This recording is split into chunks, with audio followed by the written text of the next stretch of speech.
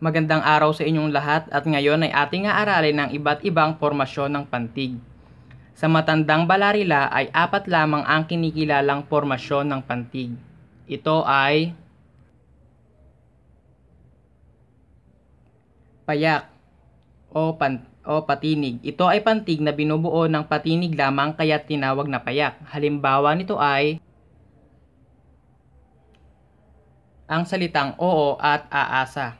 Kung papantigin ang mga ito, makikita na ang salitang oo ay binubuo ng 2 patinig lamang at ang 2 unang letra ng salitang aasa ay binubuo ng 2 patinig.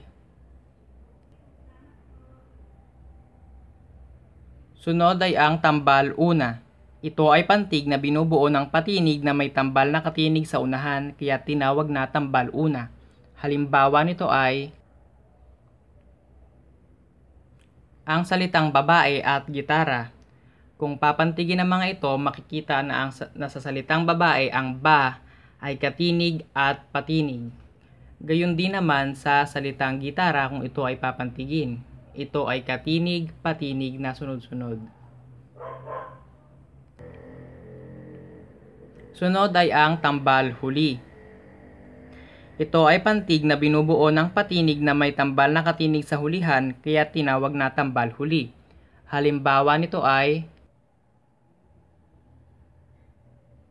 ang salitang okra at mais.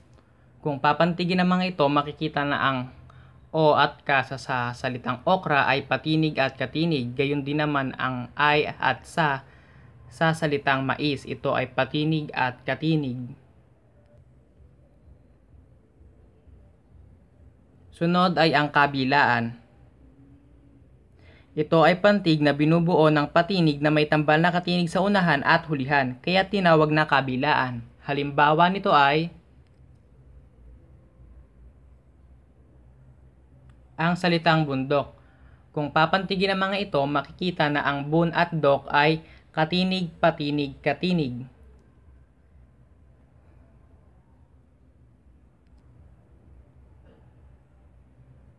Ngunit sa ngayon, dahil sa ang Filipino ay patuloy na umuunlad at sa makatuwid ay patuloy rin nagbabago, ang 4 na formasyon ng pantig na ating tinalakay ay nadagdagan.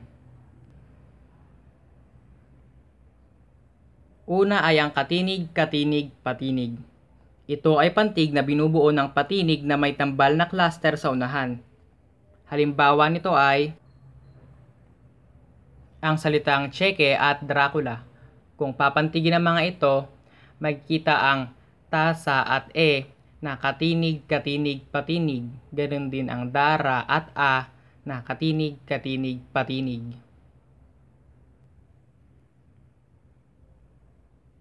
Sunod ay ang patinig, katinig, katinig. Ito ay pantig na binubuo ng patinig na may tambal na cluster sa ulihan. Halimbawa nito ay ang salitang blowout. Ang a, wa at ta ay patinig, katinig, katinig na nasa hulihan ng salita.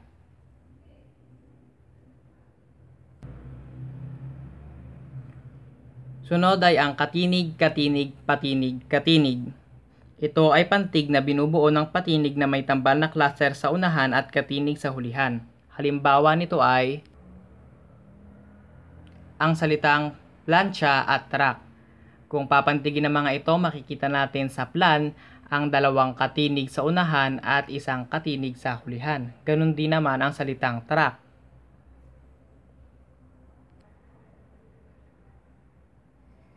Sunod ay ang katinig, patinig, katinig, katinig. Ito ay pantig na binubuo ng patinig na may tambal na katinig sa unahan at cluster sa hulihan. Halimbawa nito ay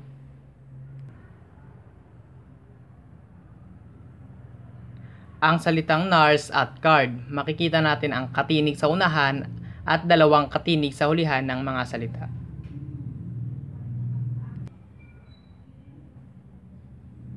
Ang huli ay ang katinig, katinig, patinig, katinig. Ito ay pantig na binubuo ng patinig na may tambal na cluster sa unahan at sa hulihan. Halimbawa nito ay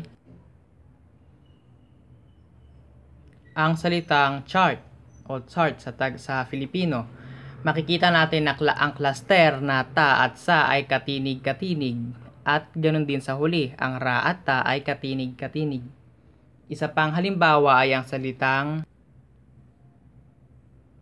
transportasyon. Kung papantigin ito, makikita ang katinig-katinig na ta at ra sa unahan at katinig-katinig na at sa hulihan. Dahil sa patuloy na pag-unlad ng salitang Filipino, tiyak na madaragdagan pa ang dami ng mga kasalukuyang formasyon ng pantig. Yun lamang ating aaralin sa araw na ito. Maraming salamat.